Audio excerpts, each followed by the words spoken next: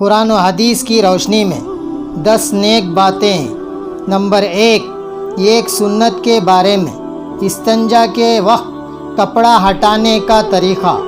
حضرت عبداللہ بن عمر رضی اللہ عنہ بیان کرتے ہیں کہ رسول اللہ صلی اللہ علیہ وسلم جب قضائے حاجات کرتے تو زمین کے قریب ہونے کے بعد کپڑا ہٹاتے۔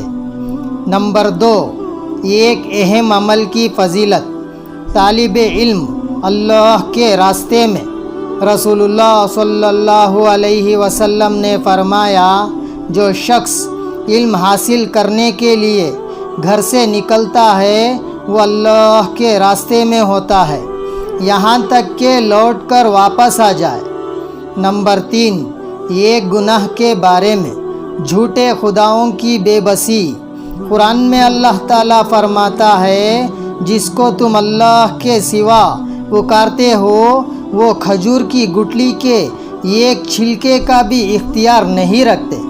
اگر تم ان کو پکارو بھی تو وہ تمہاری پکار سن بھی نہیں سکتے، اور اگر سن بھی لے تو تمہاری ضرورت پوری نہ کر سکیں گے، اور قیامت کے دن تمہارے شرک کی مخالفت و انکار کریں گے۔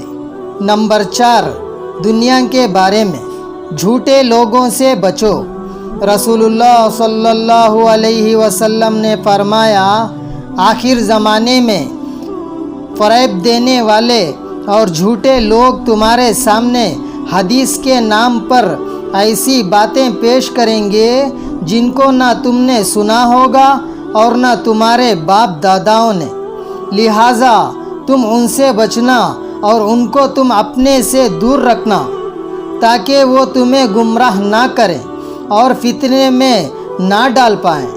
نمبر 5، آخرت کے بارے میں، جنت کی نعمتیں ہمیشہ رہیں گی۔ رسول اللہ صلی اللہ علیہ وسلم نے ارشاد فرمایا، جو شخص جنت میں داخل ہوگا وہ ہمیشہ نعمتوں میں رہے گا، کبھی اکتائے گا نہیں اور ہمیشہ رہے گا، کبھی مرے گا نہیں۔ نمبر 6، طبع نبوی سے علاج، برنی کھجور سے علاج۔ رسول اللہ صلی اللہ علیہ وسلم نے فرمایا، تمہاری کھجوروں میں بہترین کھجور برنی ہے، اور وہ ایسی دوا ہے جس میں کوئی نقصان نہیں۔ نمبر 7، قرآن کی نصیحت، آپس کے تعلقات درست کر لو۔ قرآن میں اللہ تعالیٰ فرماتا ہے، تم اللہ سے ڈرو اور اپنے آپس کے تعلقات درست کر لو، اور اللہ اور اس کے رسول کی اطاعت کرو اگر تم واقع ایمان والے ہو۔ نمبر 8، اللہ کی قدرت، ایک ہی پانی سے پھل اور پھول کی پیدائش۔ اللہ تعالیٰ زبردست قدرت والا ہے، اس نے ایک ہی زمین اور ایک ہی پانی سے مختلف قسم کے درخت، پھل اور پھول بنائے۔ ہر ایک کا مزہ اور رنگ الگ الگ ہے، کوئی میٹھا ہے تو کوئی کھٹا ہے، کوئی سرخ ہے تو کوئی سفید ہے، حالانکہ سب ایک ہی زمین اور ایک ہی پانی سے پیدا ہوئے۔ واقعی اللہ تعالیٰ بڑی قدرت والا ہے۔ نمبر 9، ایک فرض کے بارے میں، میت کی وصیت کو پورا کرنا۔ حضرت سعید رضی اللہ عنہ فرماتے ہیں کہ رسول اللہ صلی اللہ علیہ وسلم مکہ مکرمہ میں میری عیادت کے لیے تشریف لائے، تو میں نے پوچھا، اے اللہ کے رسول، کیا میں اپنا پورا مال صدقہ کرنے کی وصیت کر دوں؟ آپ صلی اللہ علیہ وسلم نے فرمایا، نہیں۔ میں نے عرض کیا، آدھا مال؟ آپ نے فرمایا، نہیں۔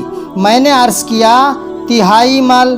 آپ نے فرمایا، تہائی مال کر دو، لیکن تہائی مال بھی زیادہ ہے، کیونکہ تم اپنے ورثہ کو مالدار چھوڑو، یہ اس سے بہتر ہے کہ تم انہیں محتاج چھوڑو اور وہ لوگوں کے سامنے ہاتھ پھیلاتے پھریں۔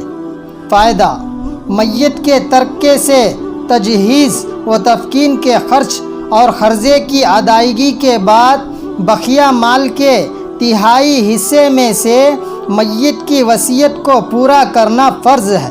وصیت پوری نہ کرنے پر ورثہ گنہگار ہوں گے۔ نمبر 10، اسلامی تاریخ۔ حضور صلی اللہ علیہ وسلم سے صحابہ رضی اللہ عنہ اجمعین کی محبت۔ 5 ہجری میں غزوہ بنی المصطلق کے موقع پر ایک مہاجر اور ایک انصاری میں کسی بات پر جھگڑا ہو گیا اور دونوں طرف جماعتیں بن گئیں اور آپس میں لڑائی جھڑنے کا خطرہ پیدا ہو گیا، مگر بعض لوگوں نے بیچ میں بڑھ کر صلح کرا دی۔ اس موقع پر منافقوں کے سردار عبداللہ بن ابی نے حضور صلی اللہ علیہ وسلم کی شان میں غصہانہ الفاظ کہے اور یہ بھی کہا کہ خدا کی قسم اگر ہم لوگ مدینہ پہنچ گئے تو عزت دار لوگ مل کر ان ذلیل مسلمانوں کو وہاں سے نکال دیں گے۔ ان کے بیٹے عبداللہ بڑے پکے سچے مسلمان تھے۔